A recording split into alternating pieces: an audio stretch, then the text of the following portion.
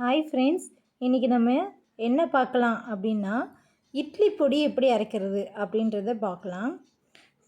அதுக்கு இப்போ நம்ம அடுப்பில் தவா வச்சுட்டு ஹீட் ஆக்கணும்.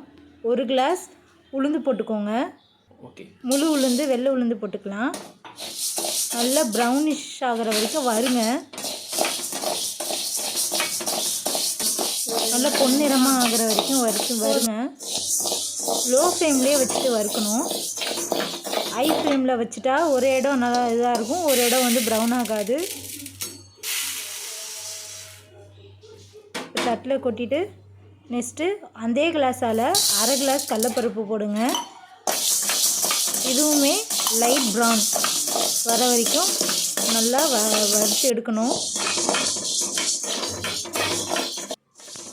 ரொம்ப கருகிடுச்சுன்னா நல்லா இருக்காது. இப்போ தட்டில் அதையும் சர்வ் பண்ணிவிட்டு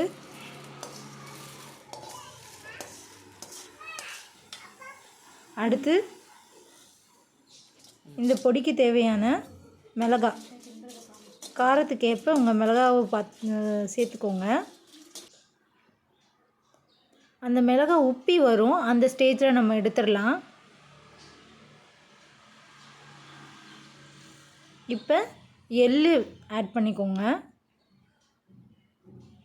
கருப்பு எள்ளும் ஆட் பண்ணலாம், ஒயிட் கலர் எள்ளும் ஆட் பண்ணலாம்.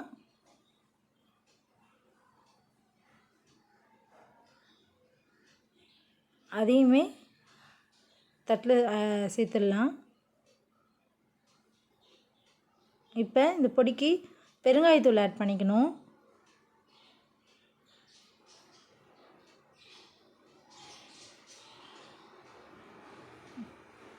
நெக்ஸ்ட்டு இந்த மிளகாயில் இருக்க காம்பை வந்து காஞ்சதுக்கப்புறம் எடுத்துடலாம்.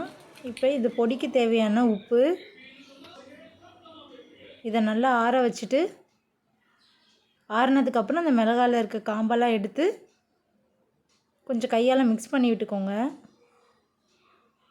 ஆறினதுக்கப்புறம் மிக்ஸி ஜாரில் போட்டு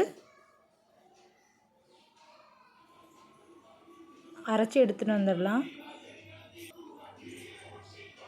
பொடி தயார். இட்லி, தோசை எல்லாத்துக்கும் ரொம்பவே டேஸ்ட்டாக இருக்கும். இதை ஒரு தடவை ட்ரை பண்ணி பாருங்கள் ஃப்ரெண்ட்ஸ். Thank you friends.